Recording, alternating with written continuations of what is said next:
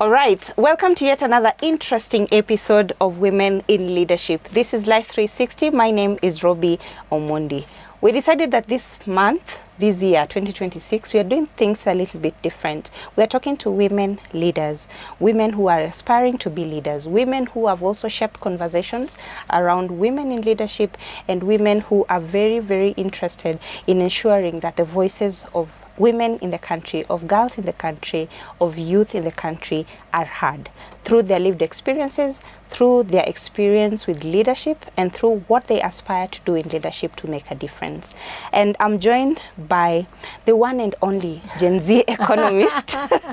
I'm sure you've seen her speaking boldly about different matters, about the economy, about what youth need to do to ensure that their voices are heard. And today, she's here in the capacity of an aspirant for women representative. We're not just going to dive into that particular issue of her aspiring to be a leader, but we want to understand what different can women leaders do to ensure that women voices, the challenges facing women, are heard and handled with delicacy, with, the integrity and also the power that it deserves. Karibu sana, Sheila. Asante sana. Thanks for having me. Thank you very much and welcome. Asante. This is Life 360. I believe this is the only independent podcast that will talk about women this month. And since we both come from Migori. Yes. Hii ni kura yangu imekaa hapa. Kura imekaa. Kura imekaa hapa. Ushadigeuza likakuwa kura. Kwetu we are about 6 or 10. Oh, nice. So if you talk to me nicely, we can secure the bag. Convince me. Yeah, sawa. Before we end this conversation. End of the show, Hata before tumalize, make sure I'm convinced. Sawa. Perfect. Sawa. I'll let you introduce yourself. Absolutely. Who is Sheila Olang? Because there are viewers who might not have seen you or heard about you. Yes. Kindly introduce yourself. Absolutely. So I'm Sheila Olang. I am hailing from Migori County, the lovely Migori County that both of us come from. I am a development economist by training. I am a political scientist by training. So I was born and raised in Kisumu County. I went to school both in Kisumu and Migori counties. Yeah. I think it's important to give context sometimes because I think later in the conversation you'll see why this matters. Yeah. So I was born and raised in Kisumu. Went to school in Migori County as well. Yeah. And after that, I then did political science for my undergraduate studies at Vassar College in New York. I got a scholarship and then I also studied economics. I was always fascinated by economics and French, so I studied with French. So I should have said bonjour. Bah oui, ça va.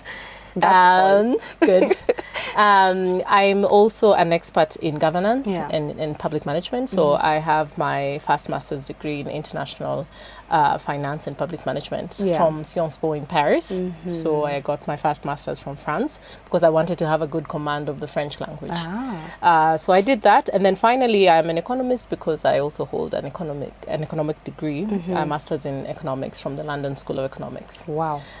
So that is more of who I am from a professional perspective. Yeah. Apart from that, I own businesses in Migori. I'm a consultant by training as well, working a lot in the governance space, especially passionate about SMEs, the corporate space, and really trying to push this agenda of feminist economics.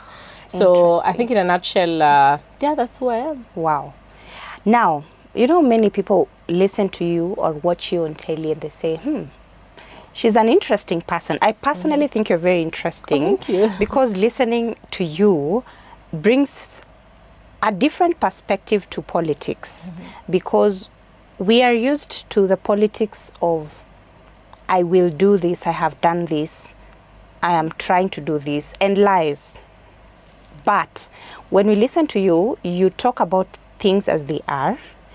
You talk about reality of what is actually happening and what should be done, either to reverse the issues or the damage that has been done, or how to avoid the damages that we've already seen. Now, you intend to vie for the position of women representative. Why? Why this particular leadership role? That's an excellent question. Anytime I reflect and ask myself, why do I do what I do? Yeah. It is because I find purpose in acting as a middle ground between where we need to go as women, as young people, and the opportunities that we don't have access to. That is where I find my joy, and that is where I find my purpose. 2 days ago, I just came back from Migori, by the way. I was flagging off a group. Like I said, I studied abroad.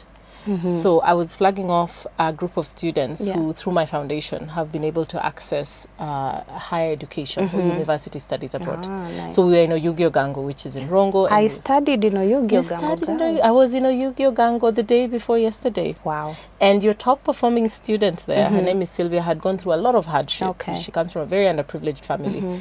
And she's now going to study medicine, dentistry at the German university. Wow. And for me, it has been my life purpose to show that representation matters.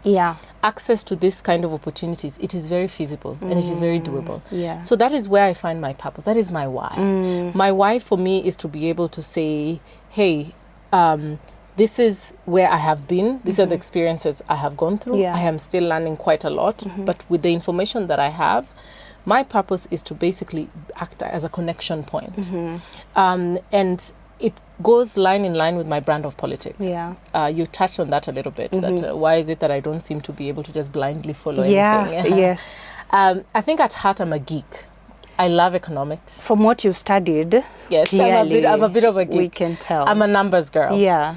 And I'm learning how to be patient when numbers are not involved, because then I don't know what I feel like we're just arguing a lot. Kenyans, we like politics, and we like a lot of rhetoric, but none of it is measurable. True. And if you cannot measure, you cannot have impact. True.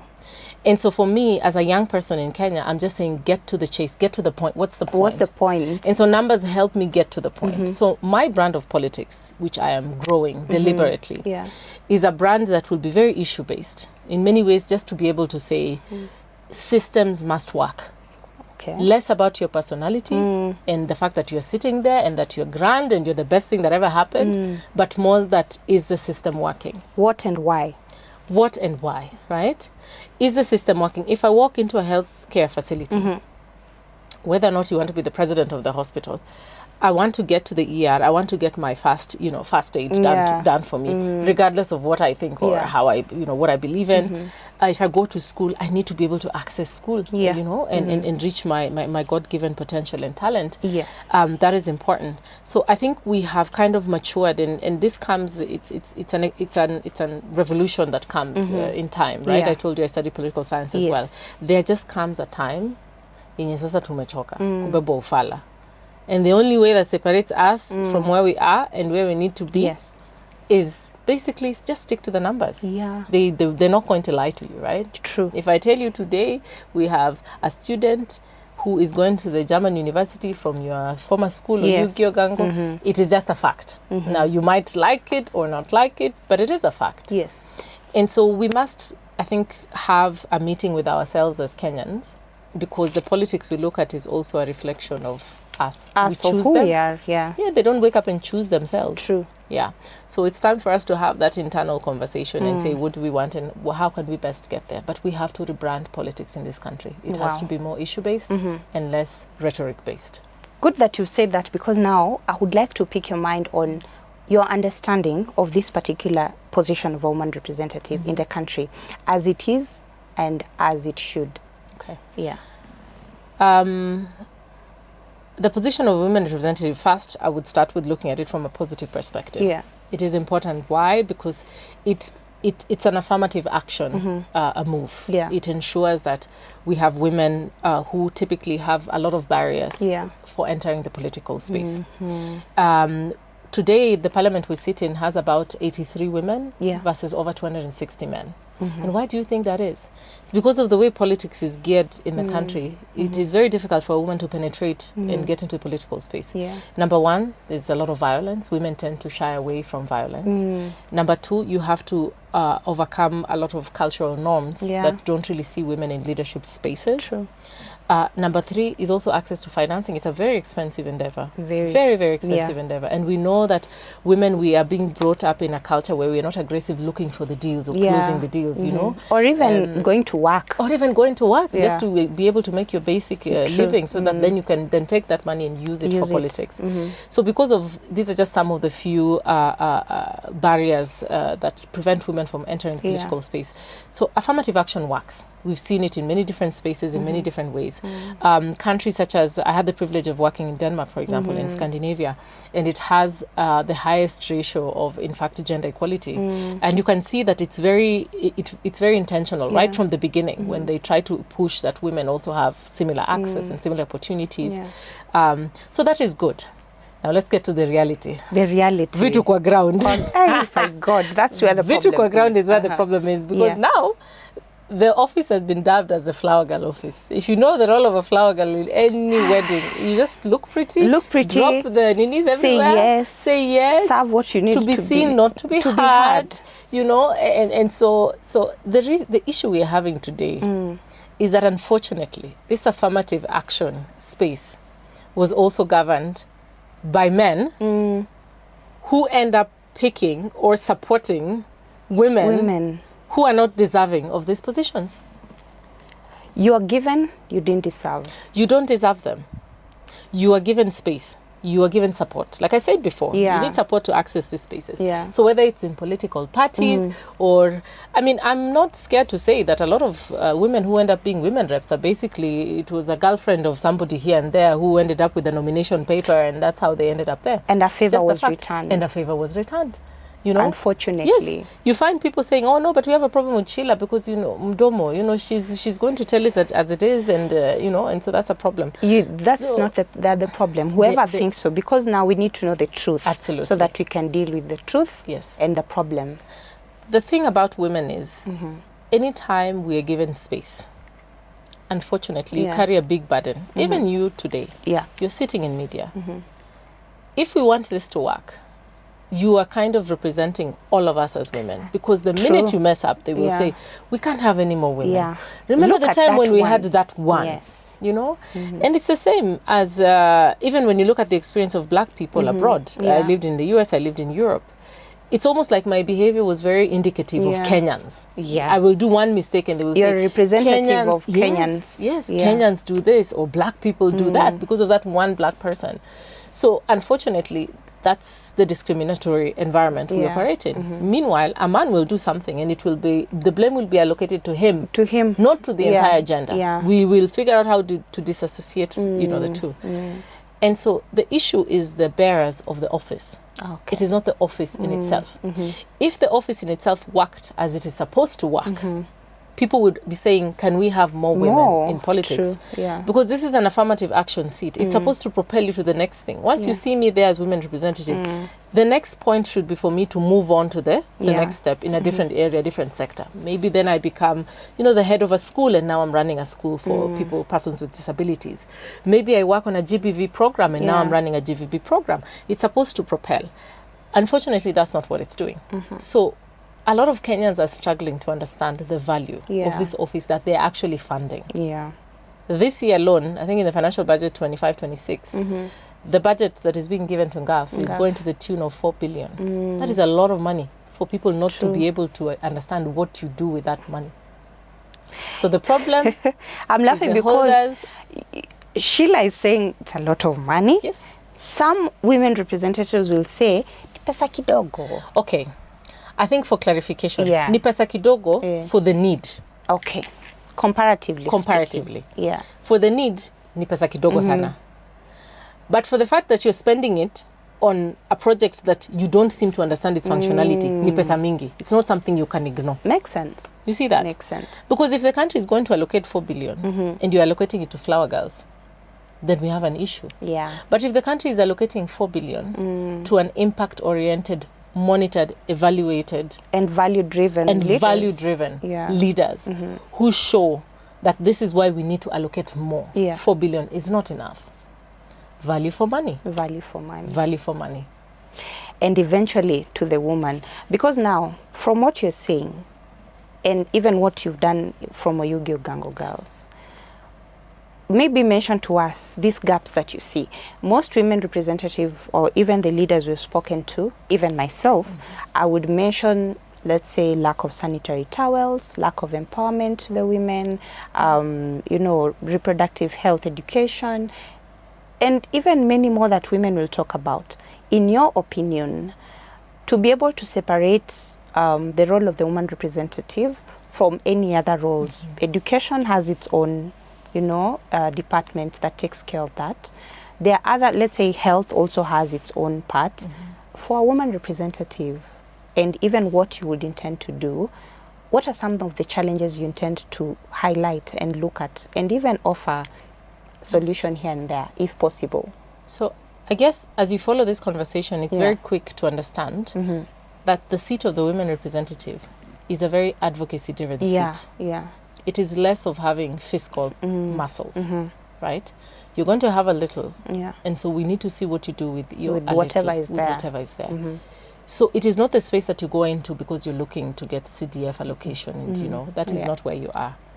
But that voice is so much more important because a woman representative is also a member of parliament. True. You need to legislate, you need to oversight, and you need to represent. Yeah. So it doesn't stop you from influencing the next budget that will ensure that even though health is not in your sector, you have a brand new maternity wing. Yeah. Because you legislated in parliament for it. And you spoke up. Yes. So we need to also appreciate the fact that you are a member of parliament with the same mandate as the next member of parliament coming in. Yeah. So it's not just you are the head of NGAF and you don't get to influence policy. Yeah. You get to influence policy, which is very, very powerful. So you go back to what are the needs. So NGAF in itself, or this position itself, is designed to, of course, address issues such as GBV, economic empowerment. So economic empowerment will go anywhere from table banking to supporting small businesses and things like that. That also falls in there. This seat is also supposed to be able to have a mechanism of identifying really community-based programs. Community-based programs. So in fact, I always say, if you want the easy job, go for an MP. If you want one where you can survive without a reasonable structure, go become an MP. Wow. But if you want the difficult job, it is actually this job. It is, clearly, from what I'm gathering. It is. Because you need to be able to say, when I walk into a ward, for example, in Migori County, I have 40 wards. When I walk into a ward, there's several roles. You have the county government, headed by the governor. You have the member of parliament with CDF, and they're all playing different roles. Some of these roles overlap. Some of them are not funded by your office, but you are a woman, you govern them. Such as maternal health, for example. Health is a devolved function. It sits with the county government. Now, does that mean that because NGAF is not taking care of health, that you are not concerned about the death, the maternal deaths that are happening within your county? Like in Migori, we are doing worse than the national average. True. Unfortunately. So does it mean that as a women representative, I don't get to feature in that at all? No. In fact, you should be the loudest about it. Yes, you should be the loudest about it. That's why I say it's a very difficult role because first, you cannot work in silos. You have little. So you're going to pull in resources from the county government. You're going to pull in resources from the member of parliament and CDF. You have to be a very organized person. You have to be extremely structured because when I walk into one of the 40 wards in Migori County, I know the governor will come with a bursary and issue bursaries based on whatever criteria the governor is using. CDF will come, CDF will issue bursaries or whatever programs it's running based on that. My job is to figure out that after all of this is done, who is still vulnerable? And how many girls are represented in the disbursement of this? How many girls were represented? How many persons with disabilities were represented? What are their special needs that because the governor is covering so much, they cannot have a focal point? Sometimes it's as simple as just getting data and empowering, using data to voice the concern. You can go and tell CDF, hey, you're issuing bursaries, but in this particular ward, we have a big problem here. We have many girls who have had children, have dropped out of school. Why don't you see how, I can give you some of GAF, you can give me some CDF, so we send these girls back into school. We have a problem with the boy child. They need empowerment. They're lagging behind. Their dropout rate is actually much higher than girls. So what do we do about it? So like I said, your job is actually more difficult. You have very little funding, but you have to be very organized and very structured because you really have to identify the bottom of the society. You really have to be more community-based so that you are uplifting the community going up. It's less about sitting on a rooftop or sitting somewhere on a sunroof and telling them, mimi ni mheshimiwa. But it's more about identifying which women groups, which border groups are deserving and that you can help with the little that you have. So as an economist, this fund that is given, the NGAF, if we don't see the effect and the work that needs to be done from the women representative, eventually I believe there is a possibility even the allocation could go down. What does that mean? That means we're in a lot of trouble. Yeah. That means we are in a lot of trouble because, like, as I was trying to explain before, it's a very critical fund. Yeah. It is the only fund that targets a community-based approach. It is the only fund that really tries to focus on the vulnerable members of the community. So we're talking about persons with disabilities. We're talking about youth, and the reason the fund exists in the first place was that we recognized, but that there could be gaps that the other models of funding were going to miss. For example, every year we have a financial year, we do budgeting. If you asked me what the correct role of this position should be, my job would be to ensure that we're having a gendered lens into budgeting. One more time. Yeah. We're having a gendered lens. I'll take a wild example. Let's take the Hustler Fund. Yeah. When you're distributing the Hustler Fund, how do you ensure that X number of women, X number of persons with disabilities have access to this fund? When you're talking about Nyota, that was recently being given out, how do you give that a gendered approach? And is it enough just to say, I want 50% men, 50% women? Because the minute you say that, and you're also not saying it's quality qualified women, then we end up back into the problem that we had before. True. So my job is to, every single time, to have a gendered lens into policy. You can say, today we're distributing malaria medicine. I need to give it a gendered lens. How do we ensure that, because we have very special barriers as women and very special barriers as youth from accessing different policy benefits.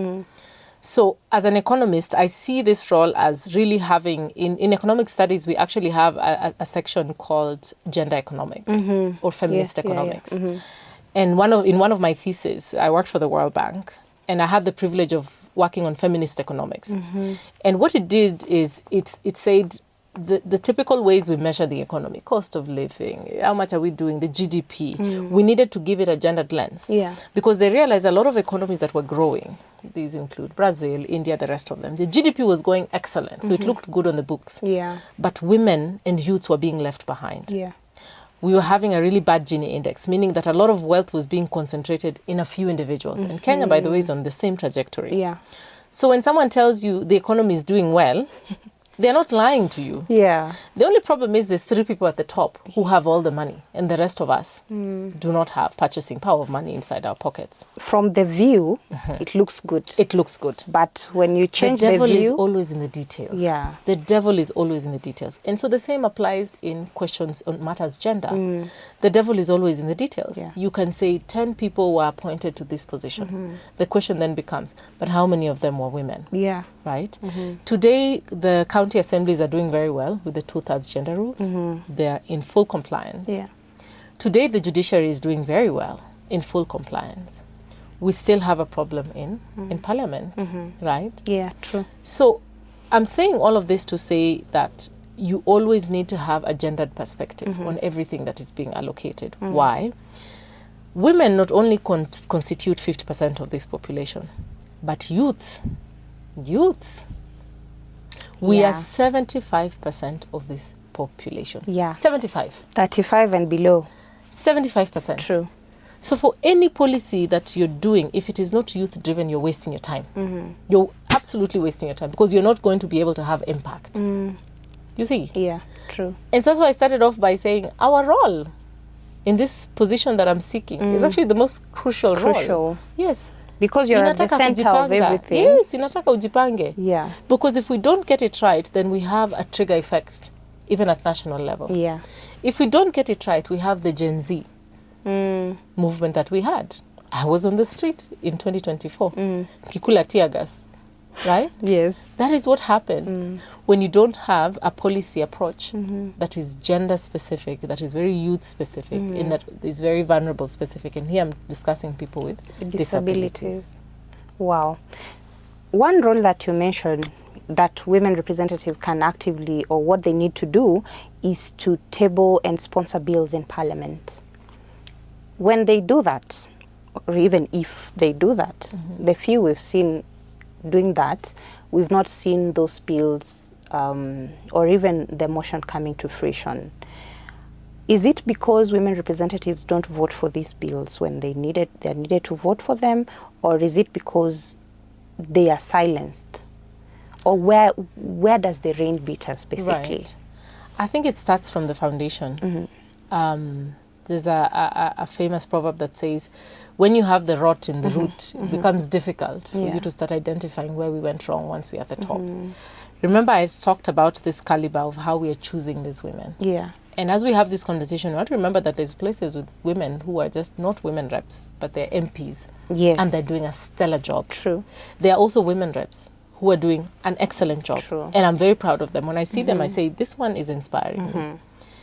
And so when they sponsor these bills, ask yourself, you have a woman rep who is sponsoring a bill, and if the bill is one that is supposed to improve their jobs as women representatives, why don't you automatically have that group of 47 rallying behind you? Before you even go to the women MPs, you know that I'm coming in with a base of at least 47 as a starting point. Yeah.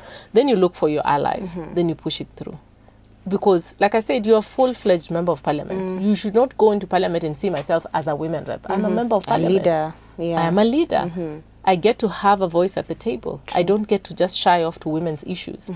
Remember, you're also representing youth. There's male youths. True. So it's not just a women's issue. Thing. So if you ask me, a lot of these women do not understand their job descriptions. And they're clueless, unfortunately. They did not read the job description. Sometimes I see how they're operating, and I'm saying they did not get their job description. I don't think they understood that they needed to oversight, they needed to legislate, they needed to do all these things. Because you have a double role. You're not just an MP. Then you're also representing women, youth, and persons with disabilities. Yeah. You see? So that's where the rain begins to beat us, because of the crop of women representatives that we are choosing.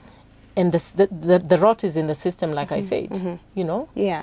And legally speaking, before even now I come down to Migori County, because I also want us to highlight your work. Legally speaking, how can we hold them accountable? That is a big policy gap. Because if you look at NGAF and how NGAF is allocated, we know how much is sent to different counties. Yeah. So today I have the data since 2022 of how much NGAF has been allocated to Migori County. However, in terms of transparency of allocation, transparency of how it is utilized, that is where then we start, having that we don't have a good sense of clarity. And like I said, because it's a very community-based project, you need to be able to do a good monitoring and evaluation. Yeah. So that you're very impact-driven. So that you come back to the table and say, last time I gave 3 border groups checks of 100,000 each. Yeah. Are you going back and checking what is the impact of doing this? Versus if you didn't give them each that, you took the 300,000 and built a toilet in a public market. Would that have a better impact? Because remember, you have limited resources. If you give 100, let me just do the math. If I give 100,000 shillings to 10 border riders, yes, and they each buy the borders and utilize, and you go into business, go to work, those borders can equally build the toilet. You could look at it that way. The problem is the value of the toilet versus the value that you're giving each border versus the value of a piki. Because if you want to buy a new border today, you're looking at 150,000. Yeah, so it's expensive. True. It's expensive. Remember, you have limited funding. True. So what you'll end up doing is you will give it to a group, a registered group, or a SACCO. You would hardly give it to an individual. True. You find that you give a check of 50,000 to a group that has 150 members. Okay. You see that? Yeah. What you do is you do homework. You say, okay, my budget for you is 100,000. What can we do with it? What can we do with it that would have impact? Value and impact. Yes. Okay. And that will look different. True. So, history are going to every chama of women, giving them chefing dishes and plastic chairs and tents everywhere. And you'll jugs. have an overload of tents and plastic chairs for funerals. And then what? You'll have an overload with very little value because now they'll be everywhere. Are you having somebody, I'm an economist, so let's say maybe I have the privilege of knowing how to work through my numbers and see where the impact is.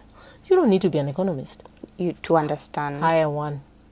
Get one who can help you. True. To see where the impact is. Numbers don't lie. Numbers don't lie. All right. Now, Migori County. We've seen you on national television. Kenyans know you, not just Migori County or Nairobi County. Kenyans know you for what you stand for and championing the needs of young people and women.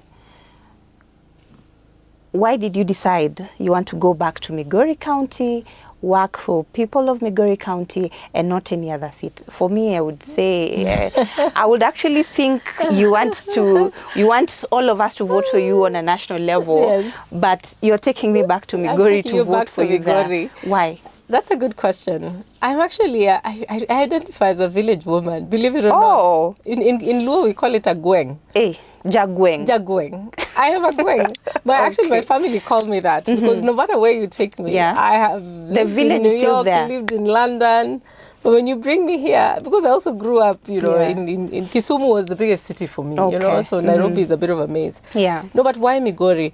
Mine starts from a point of loss and of failure. Okay. So I think it's also good that the narrative makes sense. So like I said before, I studied abroad and my professional life, because I worked in corporate, right? So I've always been in leadership roles. So when I was in Kisumu, I was the head girl of Kisumu Girls, for example. I went to Rapogi Primary. There I was the head girl in Rapogi Primary. Okay. When I was doing my undergrad, I was involved in student leadership. So I've always been a champion of trying to make a difference in this role as a leader. And mine started from a point of loss because 4 years ago, I lost my dad. And it was a weird turning point because I lost him on the same day that I had my son, on the same day that it was his birthday, which is also my son's birthday. That's a lot. It's a lot to happen in one day. A lot, and this was happening when I was on a trajectory. When you're at work in corporate, I'm getting my promotions, I'm getting, sent to different affiliates in different countries that I want. If I want to go, one time I said, no, I really need to go and understand the market in South Korea, for example. I was sent there. Things are picking up. Things are picking up. Yeah. I said, no, now I need to head a bigger market. Okay. So I was in charge, I worked for a pharmaceutical company. It was really good as a business analyst and market development for different products. So at this point, the company is making a drug for sickle cell and I'm so excited. That's interesting. I'm so excited because, my goodness, I'm sitting in Switzerland, in the office in Switzerland, but I know back home, we need medicine. And sickle cell, Lake region and sickle cell is associated with members of my family having sickle cell. I have my nephews who are carriers. Some actually have, my cousins who are sicklers. So I'm sitting here and I'm like, it was meant to be. Because now I'm discussing sickle cell. So I walk into my manager's office and I tell my manager, I need to head the market development for Africa. Why? Because a lot of drugs are developed in Western countries. They come here, they do clinical trials so that they develop the drug. But once the drug is produced, we don't have access to it. It's too expensive. And we don't even get the original We don't get the original. It happened with HIV. Remember with HIV? It happened. All the medicine, the trials were done here. The medicine was availed in the West. Somewhere else. So this company is trying to do things differently. And so I tell my manager, I can lead. I can go and tell you how we should approach this market. Because that's not where the money is, but that's where the numbers are. The numbers, So this brings me back home. So I was in charge of the African market, everywhere from north, south. And so it brings me back home in a very long time. I left Kenya when I was 17. So it's about 10, 12 years later, and I'm coming back. Except this time I'm wearing a different hat. I'm coming from a corporation in Switzerland that is trying to figure out sickle cell. And I fall in love with home. And my dad always used to tell me, you need to come back home. You can't be running around all these things. They don't need you. We need you back home. And so as fate would have it, during COVID, I lose my dad and I'm pregnant and I'm having my son. And the good thing about working in Scandinavia was my maternity leave was 1 year full pay. So you see the things we need to be pushing for. Hello, Kenya. Hello. You see what we're saying? Please. Denmark was 1 year full pay. So I'm coming back for the funeral and guess what? I'm having 1 year that I can sit at home and I'm sitting in the village. Because and as you can imagine, as you can imagine, I'm going through all of it. Postpartum, depression, kunyonyesha ni ngumu, everything is happening at the same time. You miss work because you're used to the fast-paced life. The fast-paced life. I'm used to Europe. Now I'm sitting in the village. But I look around one day And I said, but why don't we have industry? I come from Nyatike. I come from Sori. I'm in front of the lake. Yeah. Why is fish being processed in Thika? I start asking myself. And why hasn't it been processed here? Here. You know, there's a beach in Nyatike. You guys, there's you a don't beach. know. This People don't know. don't know. Sisi tuko kwa lake. Sisi we are front. Na kuna beach. Tuko na beach hapo. But there's no industry. Mm-hmm. And when you read the news, when I say sex for fish, women are involved in sex for fish business. All the sad things. When they say women are involved in sex for fish, I am those women because they come from my home. Yeah. It is my village. It is us. They are your aunties, your sisters, your people. It is us. Yeah. And so I said, no, but something has to change. What is the leadership doing?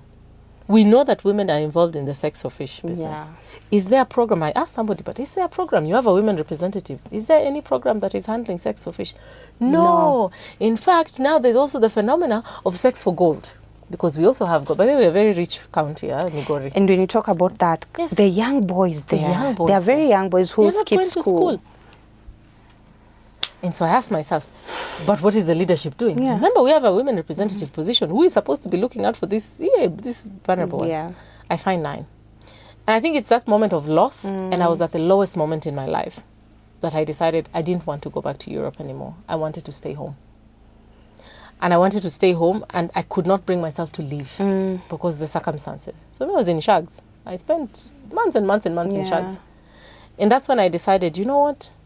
I want to work on local value addition. Mimi, I'm not an NGO person. I believe you make money, I make money, we're happy. We are good, yeah. So that is what inspired me. Today, if you go to Nyatike, where I come from by the lake, I have built a fish processing factory. Because I want solutions. I don't know how to kuongea. Oh, I'm better than you. Our party did that party. I don't care. Show me what you can do with this. So pulled funding together, set up a fish processing factory. Why? Because we are blessed with the resource. We need to have local value addition so we can employ. So today I'm proud to say that I have a revolving door of casual laborers of about 160 coming in and processing fish. That is many families. That is many families. Yeah. So they're paid per day, of course. But I also hired somebody from HR who is locally identifying who needs these opportunities. Yeah. Right? So we are picking vulnerable women. We are picking, those are the ones who are working there. And guess what? They make money. I make money. We're all happy. Everyone goes home happy. So you never went back? I've never gone back. And we have female leaders who are supposed to be in the village and they live in Nairobi. They have no idea of what you're talking about, of what people who voted them in are going through. Sheila is just talking about, for example, you've mentioned sex for fish. You've mentioned about mining. Yes. Those are just 2 areas. Just 2 very small areas. But the fact that you've even begun that work without having any political seat, it means you've already identified problems. And sometimes usually say, start with the one that is closer to you. That problem will reveal other problems that need to be filled, or you'll have solved one problem that will solve many other issues.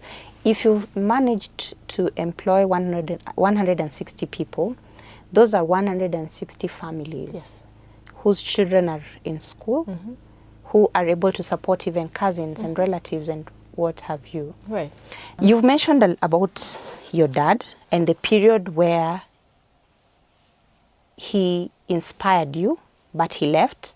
Your son came and you decided to remain in Migori County to do what was required of you. How did your dad inspire you to join politics? So I come from a political family. My dad was the member of parliament for my home area where I come from. Back then it was called Ndiwa, today it's Nyatike. Dad was a member of parliament. He was much younger than me when he was a member of parliament. Wow. He was an assistant minister and for home affairs. And if you look at his legacy, he really was one of these people who believed that politics was supposed to inspire development. Okay. Always. So I did grow up I was much younger by the time I was in high school and the rest of them. He was not as politically active as he was before I was born. Okay. But I think he always pushed, you know. For example, he's the one who forced me to study political science, although I just didn't understand why that was necessary. Now you do. Now I do. In retrospect, now I do. Yeah. he's the one who always said, he used to say, when I was a member of parliament, we did not have CDF, we did not have county governments, but I built bridges, I built schools. And he's like, politics is something that is supposed to be used as a tool to enhance development. So it's not just enough that you sit in your nice office, somewhere in Europe and say, I've made it. You need to bring this back home, bring the conversation back home. So I mentioned before that I built this fish processing factory. That was one of the dreams of my father. That we do not have any products coming from Migori being shipped off because of historical injustices to be processed in a place where fish has no business being processed in, right? That we do local value addition for all our products. That when I go to Korea and I have coffee, that we have coffee processing zones and plants there. And sweet potatoes. And that we have sweet potatoes being processed locally, right? And that we have, the same way we have sugar, we have sugarcane that we're processing. Yeah. And so he used to tell me a lot of these conversations, and we used to have them. And I think for me, when I say that my journey starts from a point of loss, it started from a point of loss, and I needed to honor his legacy. Oh, yeah. And I never thought politics would be the way for me to honor his legacy. But long story short, when I started making, I've also built administration blocks for schools, poor schools, primary schools that don't have good administration blocks to uplift the face of the schools. And these things I did before influenced by him. Yeah. He used to say, no, it's this year, my children, I'm deciding we honor the community. He always built schools, even in his deathbed. He wanted schools to be built. Wow. And so I come from this, and as I'm setting up, trying to see what's the best way to remember him, I think it just, in Luo we call it Juog. The spirits just decided, you know what? It is you. Why don't we jump into these things? Yeah. And it started because I was always frustrated. When I asked questions and I asked someone, but why, for example, I was asking them, why don't we have a program about sex for fish? Yeah. What are your representatives doing? They don't have answers. They don't have answers. Then I went and then I checked the CV of the one who's sitting in the office, and I was like, No wonder. No, I was like, I'm qualified. I can do this thing. This thing I'm overqualified, in fact. Overqualified is the word. Because what do you have that I don't have? What does Sheila have that you don't have, Robbie? What is stopping you? Cowardice. That's why I said life meets you at your level of audacity. Now, let's say we're still in Migori County. Have you already begun to look at possible ways of now knowing why did this leader not do ABCD at their position? And is it because they were not able to work with the other people that you've mentioned? Because again, you can easily go to the governor's office or to the MP's office and ask them, since you've done this and you've left this out, and as we've said, numbers don't lie, we can get the data from schools. How do you intend to work with these leaders? Because some of them are hard. Yes. You have the vision yourself. They don't have that vision. Right. How do you work with these leaders? So I think the first part of your question is, these offices exist. Yeah. So why are they not being the ones advocating to, you don't have to build a factory. Yeah. But why aren't you not building the factory? Your job as a leader is to carry the vision of the people you're leading. You can't be holding a microphone every day telling us, oh, me, I don't have money. Ngaf only hasn't even. No. You're carrying the vision of these people. Knock doors, especially because you're dealing with the vulnerable people. And you have the keys to these doors. We gave you the letterhead. Yeah. Use it. Use that letterhead. Go and talk to ministries. These things are also about networking. Yeah. Go and approach one ministry. Tell them, can we please, Ministry of X, please come and do for us a program. Sensitize people on matters security. Ministry Y, come. You have to work in a collaborative manner when you don't have resources. Yeah. You become the person who is just a professional at seeking out who can help do what. That is why we're giving you that title. Instead, what we have in a place like Migori County today, it does not look good. It's bad. It's bad. Very. Migori ni mbaya. I cannot even sugarcoat it. Yeah. At national level, if you ask what is the legacy, even of the one who's holding office today, yes, everywhere people celebrate and after Bwana. That's really good. That's cute. Wanasemanga but what do you think that is? What do you think that is doing to this narrative that is a flower girl position? if I ask you, what is your legacy? What you speak, how you speak, what you stand for. And what is the impact what is your legacy? Yeah, what have you done? Today, if you ask me, Sheila, what is your legacy? I have a fish processing plant that is sitting in front of that lake. And by the way, need I say, it is the only functioning one. We have two. There's one called Rio, which is in Rongo. It's not by the lake. If you want something by the lake, we had waterborne diseases in front of the lake. So I made sure I have purified water. It also has a water purification plant.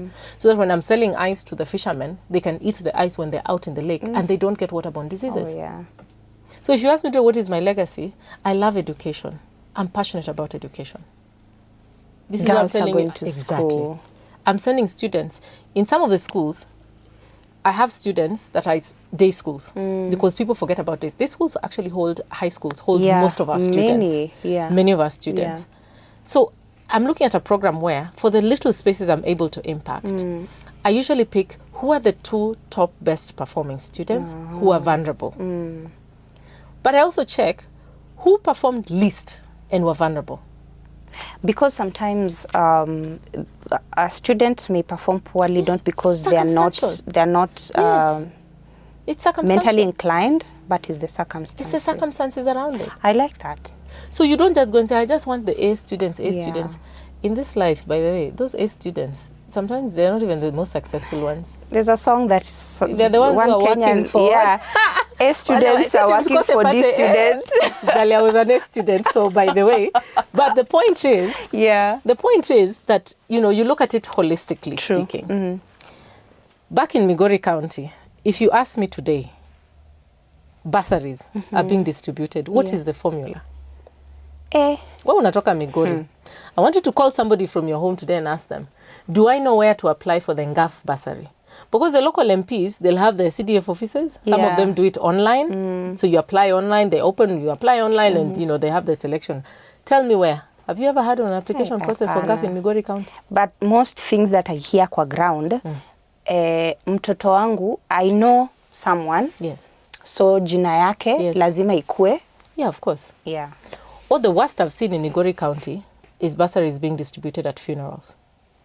You go to attend a funeral, you say, I have 3 checks here, so give me one of... Yes.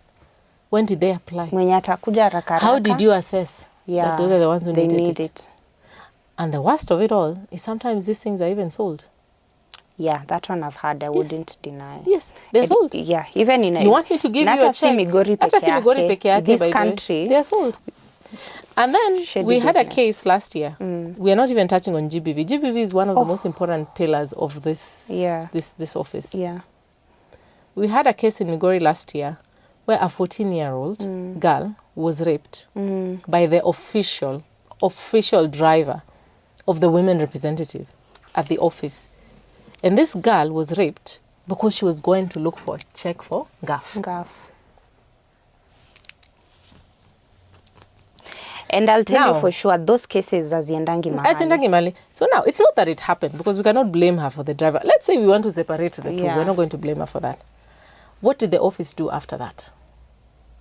Where is this girl? Where is the justice? Yeah. Justice is never served. So you see, when you don't have... I'm saying this to say that when you don't have proper systems and proper channels with transparency, this is what ends up happening. You have brokers in between. Yeah. And the vulnerable people are the ones looking for these opportunities. Yeah. So you put them in front of brokers who basically go and take advantage of them. And the life now so imagine that the Women Representative Office is ending up being the place where a 14-year-old is raped while she went to seek for bursary. Make it make sense. It is sad. It's absurd. Yes. And it's something that even you shouldn't be hearing. Like, it shouldn't be happening in the first place. Now, the fact that it happened... Let's say, again, you allocate blame the right way. Let's say this driver is an independent person accused of doing this and has nothing to do with her because, I cannot be responsible for things even my brother does. Fair enough.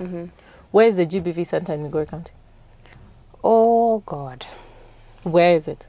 I cannot mention. I can't even Where is the process? Where do you go and say, if I'm a police officer and I find a case in the village, let's say I'm in Kuria, I'm in Timaru, there's an issue.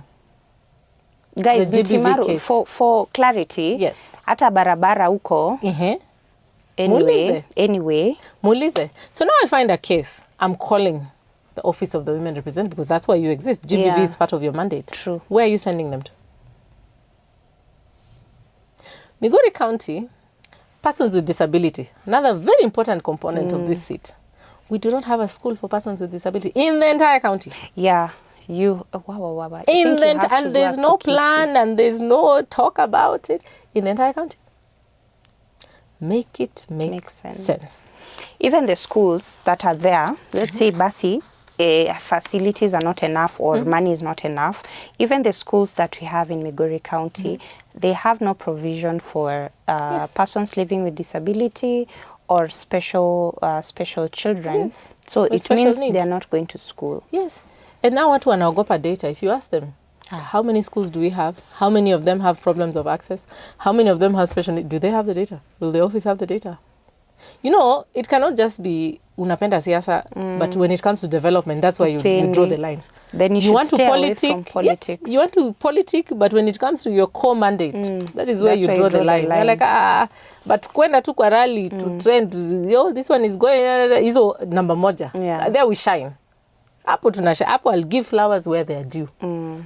Psychophancy, political psychophancy, number 1. Rudi kwa ground. Things are different. You're going to vie in a region that has tribal demarcations, an area that is culturally rooted properly. Both cultures, Luo and Kuria, different but deeply rooted in their culture.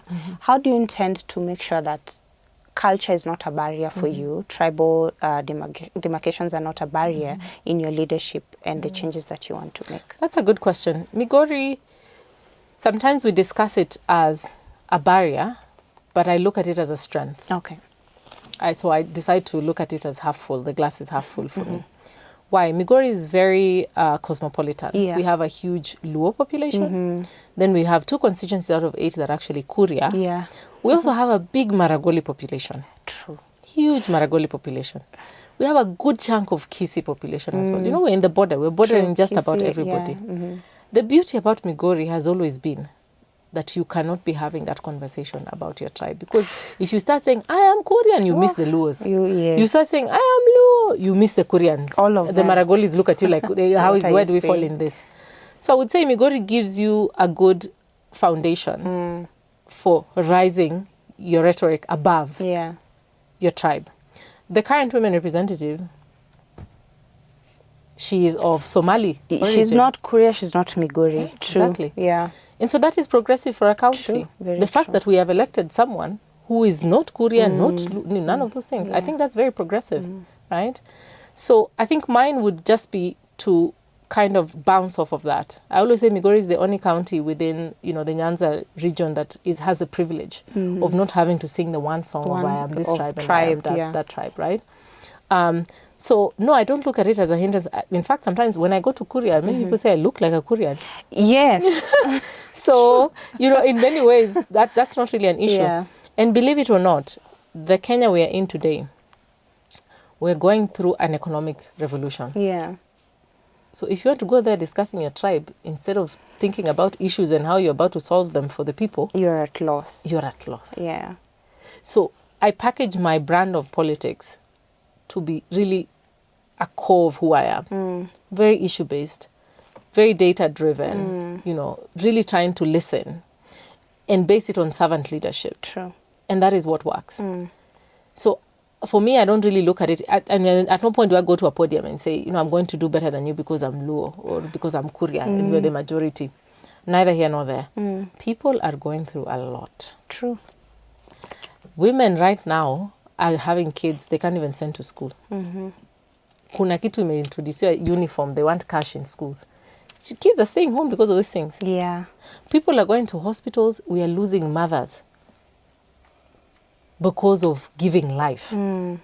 So they want you to speak to them about that. Don't just come parading around. Politics. Mimi ni Mkuria, sijui mimi ni Mjaluo. Who cares? The reason I asked that, Sheila, is because, for example, now when I talk about Korea, FGM is a thorn, a proper thorn. And most of the time we walk on eggshells when you're talking about this topic. And for women who understand what FGM has really done to a woman, it is something that we cannot avoid. Yes. And to make sure that, because if we talk about FGM, we are talking about teenage pregnancies, school dropouts, early marriages. It comes with all this baggage. Meaning, if we are able to deal with it, we are going to avoid many other problems. Is it a possibility if you foresee like something that can be dealt with? Absolutely. Yeah. And that's why I say, you know, these officers, they're failing us. Yeah. Because you first start from a point of even having conversations. I mean, how many times is the incumbent going in to even have this conversation? Say, explain to me where you're coming from.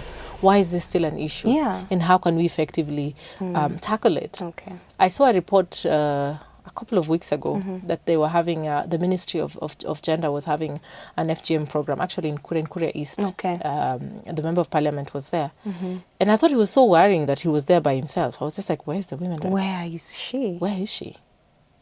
So it was the MP of Kure East who was sitting there discussing matters FGM. You can imagine how misplaced that is. Completely. So these are issues that we must face head on. Yeah. We must come from a point of conversation. These are cultural. And there were many things. In the Luo side, for example, we're talking about sex for fish. Yes. These are cultural things. Yeah. They're taboo, but we have to speak about them. We had cases of wife inheritance in our culture. Yeah. But we had to come out and be bold and have conversations And around so it. much has changed. And sensitize. Yeah. But we were able to do it because of sensitization, right? We're able to come to the table and say, guys, why are we doing this? What are we trying to achieve? Can we maybe find other ways, you know, to ensure that our girls are seen as now they are women within society without performing FGM? Yeah. So let's start from a point of conversation, right? Yeah. And that we explain this is illegal, this is not allowed. But this takes time and you need to be there. Yeah. Right? I agree with you. Anyway, it's about talking and even talking to the men Yes. and to the women. They are our allies. There's Making the nothing- conversation yes. comfortable because Yes. again, yeah. If you go there with your harsh tones of I know better than you, I'm educated, then you're not won't going to, it's not going to work. Yeah. But I think we have to start from a point of conversation. We have to start from a point of legal authority. Like, this is not allowed. It's not right. We don't start from a point of judgment, but we start from a point of can we have a conversation? And it's a tough conversation, but it needs to be had. to be had. Wow. I know we can go on and on. Yes. And I want to spare some of this conversation for a later day Correct. because we also need to come to And we're two Migori. Migorians, I know. yeah. So I know so we'll most veer of off it into tutakuja Migori. huko Migori. Yes, For absolutely. now, I want us now to speak to women. Yes. Women of Migori, women of the country. Yes. And also we are in the women season, month of women. I want you to speak something to them. Absolutely. Yes. I think for my fellow women who are out there, we're exactly who we think we are. We're exactly who we think we are. And I know that we are being conditioned so many times by different forces that we think less of us. That we know our place, right? And I'm just here to tell you that, you know, life will always meet you at your level of audacity. So you dare. You put yourself out there. Embrace failure. This year, my theme or my commitment to myself as a woman this year is that I'm going to embrace loss. And I'm going to take it as evidence that I'm actually trying. I'm doing something. Because for far too long, I struggle, or as women, we struggle with the fact that we don't want to put ourselves out there because we are worried about backlash, failure, and things like that. Please put yourself out there. Please dream. Please work. Be in your full femininity as a woman. Because life, it will meet you at your level of audacity. Interesting. Wait, happy Women's Day. Happy Women's Day, by the way. Happy Our Day, Women's Month. Month. Although every day should be a Women's Day. I like But that. okay, we'll start with one day for now. And 1 month. And 1 month for now. I like that. Thank you so much, Sheila. Thanks for having me. We wish you the very best. Thank you. You're already doing so much, Thank you. and we like that. And from us, okay, let me say from me, and the few women I've spoken to, you are a picture or a definition of what it means to just start. You began somewhere. Yeah. And with or without the position, you're already doing what you're supposed to do. You are living your purpose. We like that for you. We appreciate that and we wish you the best. Thank you very much. Tutakuja Migori. Na ni kura yako nimeshasikia mabado. Yangu ni kama umepata. Plus my grandfather. Tuko na evidence. Imagine my grandfather has 2 wives. So hizo chama zote za hao, the 2 wives and all the children. Ongeza watoto wao na watoto wa watoto wao. Imeenda. You understand? Tunakuja Migori kupiga kura. All the best. Thank you very much. And to our viewer, thank you very much for tuning in up to this end. I'm sure mmezoea Sheila and what she stands for. We support her 100%. The only economic Gen Z. Ama ni Gen Z economist. Gen Z economist. Yo. And we like that. So you've schooled us. You've schooled me. I appreciate that. And to our viewers, stay tuned. For those who are in Migori County, najua nyinyi watu wangu. She's the woman to look up to, and we appreciate what she's doing. When we come to Migori, tunakuja na Sheila, courtesy of Sheila. So just wait for us. But for now, thank you so much. This is Life 360, Talking Matters Women in Power. We'll continue this series as we continue to empower and to talk about how women should understand who they are for them to be able to lead with grace and definitely power. Until next time, my name is Robbie Omondi, and this is Life 360.